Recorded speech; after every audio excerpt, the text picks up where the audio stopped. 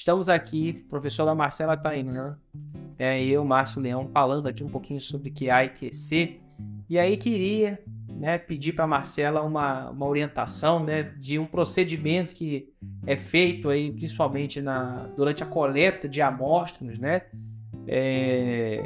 nessas campanhas de investigação, que são as coletas das amostras indeformadas,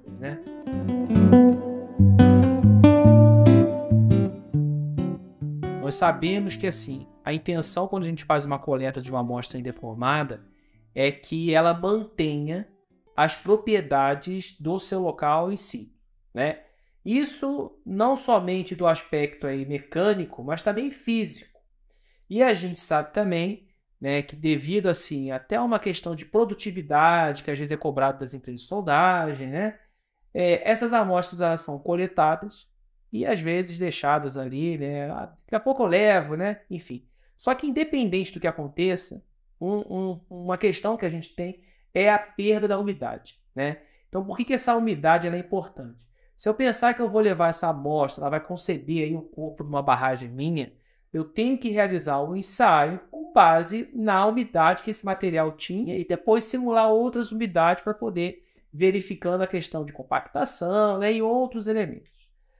Se eu estou, por exemplo, com um rejeito que eu estou dispondo lá na minha pilha, enfim, eu preciso saber qual é a umidade que aquele rejeito está chegando lá para que eu possa avaliar o comportamento desse rejeito, se ele é contrátil, se é dilatante, enfim. Então, a umidade é um parâmetro importante, E a gente sabe que ele vai se perdendo, vai se perdendo até a gente conseguir realizar os ensaios. O que a gente poderia fazer, pensando assim numa questão de QA e depois numa questão de controle, para ver se essas amostras, elas estão aptas, estão com qualidade para a gente fazer um ensaio? O que a gente poderia fazer? Porque, assim, aparecem algumas coisas curiosas, por exemplo, as amostras são levadas lá para o laboratório, ficam armazenadas lá 1, 2 anos, e aí depois vão fazer os ensaios, E aí ainda vem as perguntas assim, será que essa amostra serve? Então, eu fico um pouco assim, curioso, com esse tipo de pergunta, sabe? Curioso no mínimo, Tá, então vamos lá, vou extrair isso pra frente, eu pontuar algumas coisas.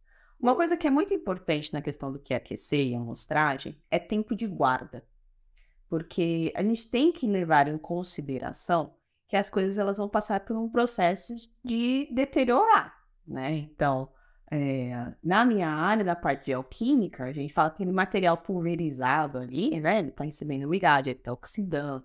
Então, quando a gente pensa em realizar ensaios de qualquer tipo, oriundos, de materiais, a gente vai fazer em materiais que eles são geológicos, eles têm aqueles comportamentos relacionados à umidade, à própria oxidação. Existe um tempo de guarda. Qual é esse tempo? Depende do material. E isso já vai para outra questão, disso que você me perguntou. Toda a questão da construção do QAQC é um olhar para o processo. E esse olhar para o processo, o principal parâmetro, o que a gente tem que olhar com maior carinho, é o que eu estou ensaiando. O que eu estou ensaiando são materiais geológicos. E cada um vai ter um comportamento. Então, quando eu trago isso para a minha área, para geoquímica, por exemplo, eu falo assim, isso aqui tem um efeito matriz. Então, eu não tenho como dizer qual que é a melhor análise química. Porque, a depender do material, tem um processo diferente. Então, idem para os ensaios. É a mesma coisa. Qual que é a melhor forma qual que é o melhor procedimento para eu realizar uma amostragem para medida de umidade? Depende do material. Perfeito. Tem materiais, por exemplo, que eles são higroscópicos. O que isso significa? Que eles vão absorver água o tempo inteiro. Então, no próprio momento, digamos que a gente tem escrito o melhor que há, Ok? Tipo, a gente vai falar um pouquinho do QC, que foi uma outra pergunta que me fez sobre o controle. A melhor forma, e aí isso passa por como coletar, como registrar, como ensaiar, porque o que há, na verdade, são diversas perguntas que eu tenho que responder para fazer aquilo, Então, eu até brinco com os alunos, algumas respostas eu não tenho, mas eu tenho as perguntas para vocês chegarem a essas respostas. Essa questão das perguntas, Márcio, na verdade é justamente a gente olhar para a questão da matriz, para a questão da rocha, para a questão de como eu vou fazer essa coleta. E que aquecer, principalmente o QA, ele parte de você olhar o todo.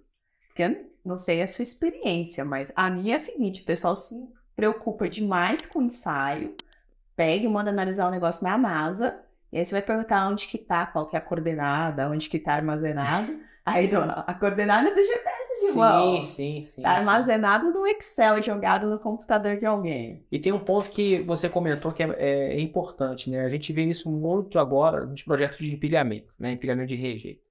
O pessoal agora começou a montar suas plantas de filtragem, né? E o que a gente tem observado?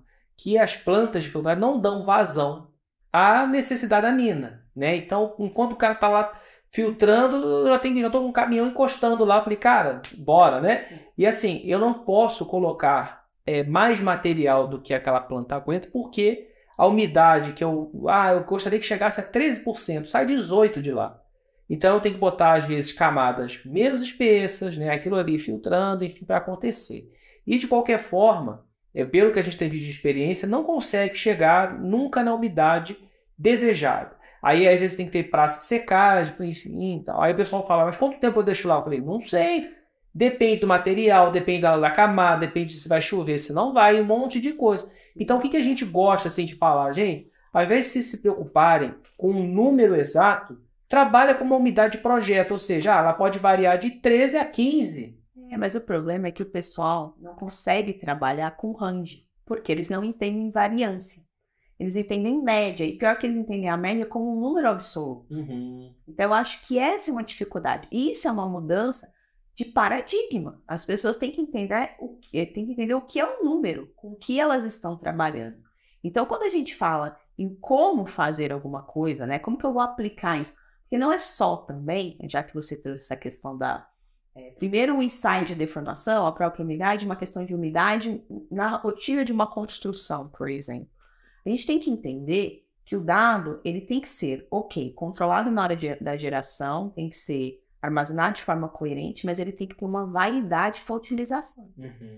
Senão eu vou ter um dado ali ótimo, super lindo, super controlado, guardado no sistema de gestão de banco de dados, e o cara que vai usar aquilo não usa aquilo para nada. Sim. Ou então não entende como usar aquele dado.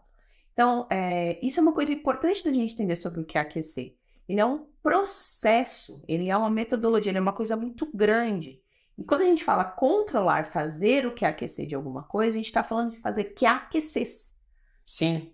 São várias coisas, são vários mapeamentos. Então, para eu ter um bom resultado, por exemplo, nesse ensaio que você está falando, eu estou falando de fazer um que é aquecer para levantamento topográfico. Então, você já tem que saber onde está aquele resultado. Estou falando de fazer um que é aquecer para tomada daquilo. Então, qual que é o material? Eu não sei como que vocês fazem isso, mas às vezes tem uma questão do próprio material para colocar isso. Pode ser um saco plástico, tem que ser um alumínio, pode ser um PVC. Sim. Até porque, dependendo da forma que você conduzir, já vai perder a umidade, por exemplo. Né? Vai perder. Ou já vai deformar. Sim, né? Sim. É alguma coisa do gênero. Mas é uma rocha.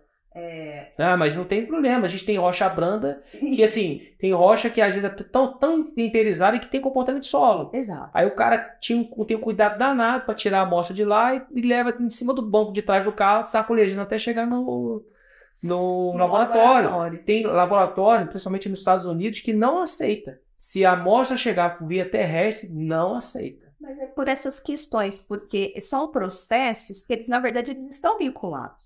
Eu não posso assumir que a qualidade do resultado está só amarrada à qualidade do ensaio. Então você fala assim, nossa, mas o meu método lá no laboratório é um método extremamente preciso e exato. Ok, mas isso é garantia de um resultado de qualidade? Não é. Então, assim, quando a gente fala como fazer, o início da pergunta, né, como que eu construo esse que é aquecer, na verdade, esse primeiro QA, essa inspiração, é esse mapeamento de processo, é identificar atividades que precisam ser controladas, mas para elas serem controladas, elas têm que ser sistemáticas. Então, não adianta, eu vou pegar essas amostras, aí tem 3 pessoas fazendo, um toma com GPS de mão, outro com estação total, um vai lá e faz um tubo de PVC, o outro faz um saco plástico, né? Então, assim, não adianta, o negócio tem que ser sistemático, é aí que há. E eu acho que tem um outro ponto que, além da questão do tempo, que assim, leva um tempo para você amadurecer minimamente um QA, né? Então já existe um fator tempo, porque a mineração, por exemplo, pede uma resposta muito rápida, né? E eu acho que o outro ponto que agrava também é o seguinte: você começa a fazer um QA de controle de umidade da amostra. Aí você vê assim, mas eu dependo da forma que o cara faz a coleta. Eu dependo da forma que o cara vai fazer transportar. Então, quando você vai ver, você está fazendo um monstro. E aí a pessoa fica perdida nisso, né? E ela não consegue entender, fala assim, nossa, eu nunca vou conseguir fechar isso. Eu acho que essa é a sensação que dá. Sim. Eu acho que deve dar um pouco esse desespero, porque é um ambiente em que ainda não foi implantado nada nesse sentido. Então, você perde meio... é uma casca de cebola, né? Você vai fazendo assim, nossa, agora é esse. E a hora que isso, a gente está falando só do QA. A hora que entra no QC, ou seja, como que eu vou verificar se aquelas coisas estão sendo propostas? Porque quando a gente fala em controle de alguma coisa, pessoal, a gente está falando em controlar quais são os principais parâmetros, né, nesse QC. Eu estou olhando média e variabilidade. Então, eu quero ver se os resultados têm exatidão, e aí a gente se depara com uma dificuldade que é a questão de padrões geológicos.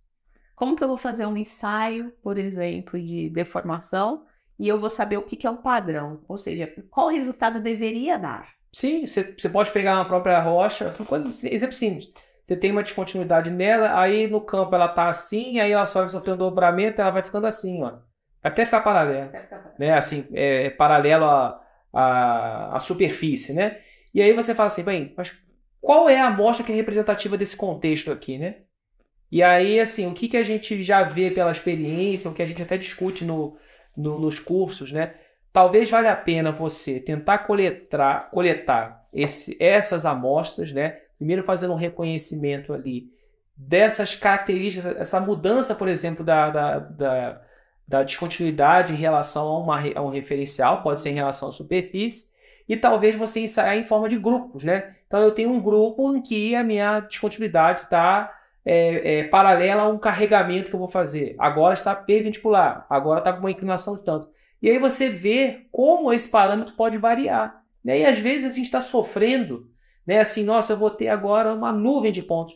E na verdade você vê que algumas variações assim não são relevantes. Não são relevantes. A gente tem que, vocês, né, assim, trazendo isso um pouco para a linguagem estatística, além de vocês terem que aprender a identificar essas populações, é trabalhar com clusters.